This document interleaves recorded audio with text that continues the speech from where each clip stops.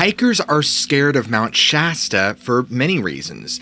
Not only the extremely dangerous terrain and potential for life-threatening situations, but also the stories and untold sightings and encounters that I'm going to be sharing with you today. You don't want to miss this one. Our first story is of a missing persons case, Steve Morris, who vanished mysteriously right around Mount Shasta. August 2nd, 2014, and Steve Morris and the First Presbyterian hiking group embarked on an adventurous journey to Billy's Peak. Little did they know, the fates had a different plan in store for them. The group was determined to conquer the peak and return victoriously to their camp by nightfall. However, as the sun began to set, Morris was nowhere to be found. Now, Steve Morris, who had been hiking ahead of the group, had mysteriously vanished. His fellow hikers retraced their steps, scouring the area for any sign of him, but to no avail. Desperation and fear gripped the group as they called for help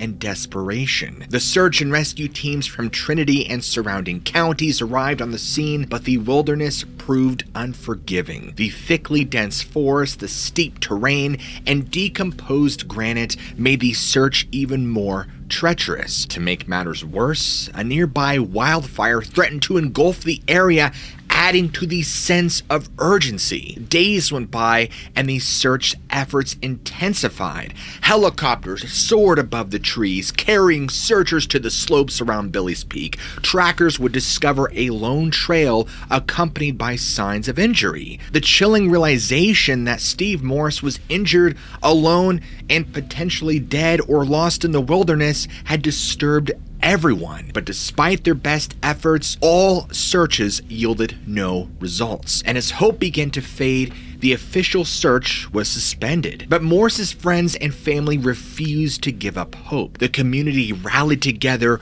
raising funds and organizing volunteers to continue the search. And the wilderness tested their resolve with encounters of bears and rattlesnakes, but they pressed on. In the midst of the search, a beacon of hope emerged. Jim Higgins, a helicopter pilot, offered his services without asking for anything in return. And with renewed vigor, the search had continued. Aerial and satellite images were analyzed, and expert trackers had joined the effort. And finally, after months of tireless searching, a breakthrough. Higgins spotted a slide area that marked Morris's fall. The search team traced his harrowing journey, zigzagging through boulders and thickets for well over a mile. The wilderness had left its mark on Morris, but still, there were no remains to be found, at least yet. Winter soon approached, and the search continued sporadically, driven by the hope of finding bones or remains that would yield DNA. And then, just as the year was coming to a close,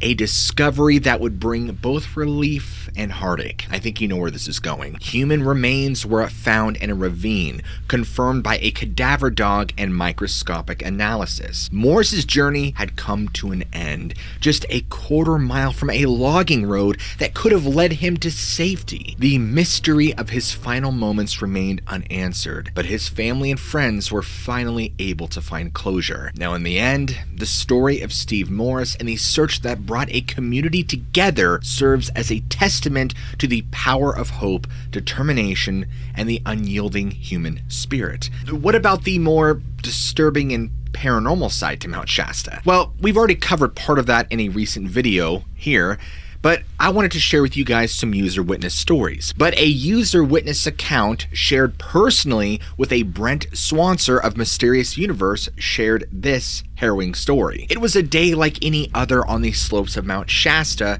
in California back in the 1980s, and the sun shone brightly overhead, casting its golden rays on the countless trails that crisscrossed the area. Our witness, a solitary hiker, set out that day to explore the breathtaking beauty of the mountain, unaware of the mysteries that awaited him. Now, as he ventured deeper into the woods, the atmosphere around him seemed to shift. What had been a clear and bright day took a sudden, inexplicable turn. The sky, once a brilliant and radiant light of blue, darkened in an instant, heavy clouds rolling in a menacing dance.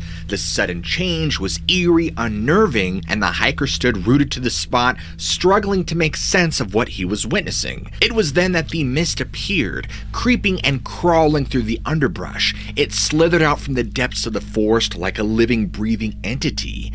The hiker watched in awe as the thick, soupy fog enveloped the trees, transforming the once familiar landscape into a realm of shadows and secrets. Now, in the midst of the mounting tension, the silence was shattered by the sound of two deer crashing through the undergrowth. They bolted from the tree line, their eyes wide with terror and their hearts pounding like a drum. Now, as the hiker watched them vanish into the distance, he couldn't help but feel that this was only the beginning of a wild, spine-chilling tale that would haunt him forever. The air was thick with suspense, and every rustle of the leaves whispered of mysteries yet to be uncovered. The hiker knew, deep in his being, that he had stumbled upon something extraordinary, something that defied all reason and logic. And as he stood there, surrounded by the encroaching mist, he couldn't help but wonder what other secrets lay hidden in the heart of Mount Shasta. In fact, the witness would tell Mr. Swanser this specifically. One of the deer bolted right past me, coming within just feet.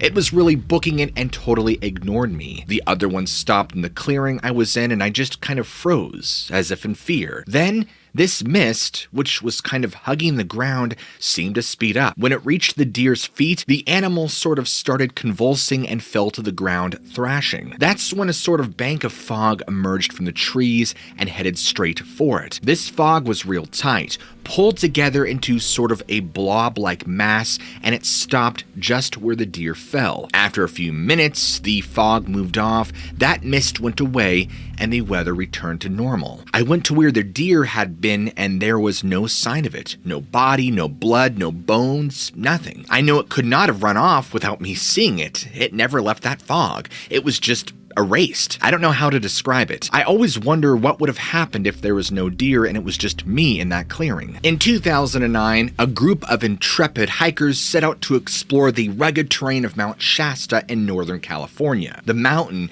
steeped in lore and legend, promised a thrilling adventure for those who dared to venture into its embrace. As the hikers trudged along the winding trails, they couldn't shake the feeling that something was watching them. The air was already heavy with tension, and the quiet rustling seemed to know things that they did not. Now, as they rounded a bend, the hikers found themselves facing a sheer mountainside dotted with shadowy crevices and gaping caverns.